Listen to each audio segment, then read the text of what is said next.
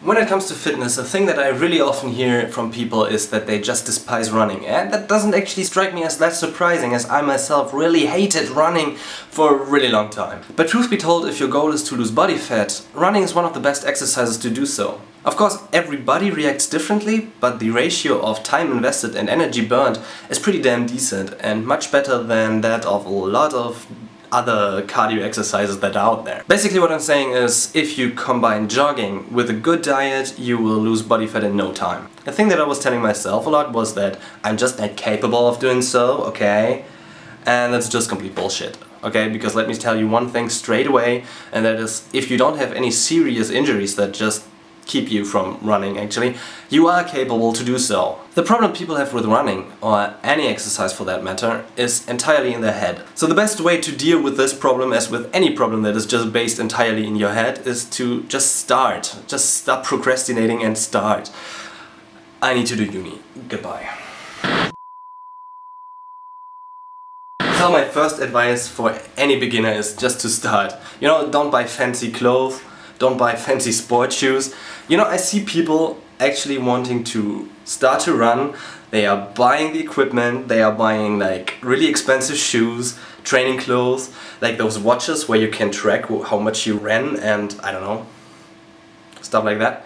And then they are just like ready to go, take a look out the window and oh my god, there's a cloud, so I will definitely not run within the next 2 or 3 decades. And when I say just start, I mean just start. Don't run for a really long time or something. Go outside, run as long as you can, and as soon as you feel shit, turn around and come back. What are you saying? You only ran 10 minutes? That's amazing. 10 minutes is way more than nothing, right? So you can already be content with that. Which leads me to my second advice, which is don't try to be perfect. Try to be better than the last time. You know, everyone who's a beginner at something is awful. Of course, that's a scientific fact. Science. If you are running for the first time and you expect yourself to run for an hour straight, of course you will be disappointed. And this disappointment might lead to you not starting the next time at all. So start with whatever you are capable of. If you manage to get out there and run, and in between you feel that you need to take a break, then do that. Walk at a slow pace, or even take a little break and pause to just breathe or something. Try to get over it and then continue. Don't feel bad about it, who's judging you, seriously, besides yourself. And apropos quicker pace, if you start running, don't try to win a sprinting contest or something. Start at your own pace, and at a pace that you will be able to endure for quite a time, so you can, with each run, enhance the time that you are actually running. That would be awesome. If you run regularly, then after some weeks you will notice that you are way faster than at the beginning. So don't worry yourself with your speed. Not at the beginning. And actually that can lead to some problems when you have somebody to run with. He is way slower than you are, or way faster than you are, and you are trying to find some common rhythm, and that can lead to problems.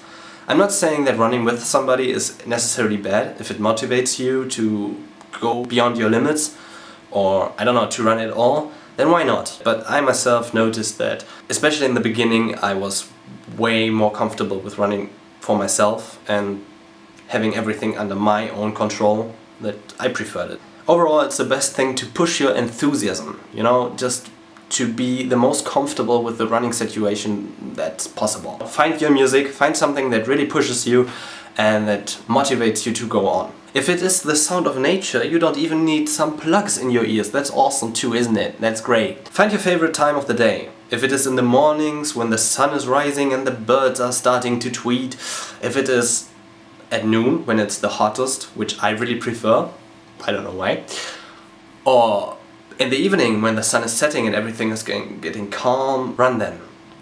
And then you feel the most comfortable. And I'm bad at talking, but I'm just doing it anyway, you know. And the last thing, the first time probably will be horrible and you will feel awful afterwards. The thing is, you need to get back on that horse. Run again, and again, and again. And again, and again, and again, and again, and again. And after quite a time, you will feel a difference. You will feel better. You will notice that you make progress, and therefore this will change your whole view on the running matter. And that will get even better when you take a look in the mirror and see there's something. So I just can say, if you think about running, just do it. Try it as often and as comfortable for you as possible and make progress. And I wish you good luck with that. Thank you very much for watching. Goodbye. You often hear that girls have problems with their hair, but actually nobody talks about how boys struggle with their hair. And this is really a trend that I noticed since the earliest day of my puberty, so I'm just going to talk about this shit now.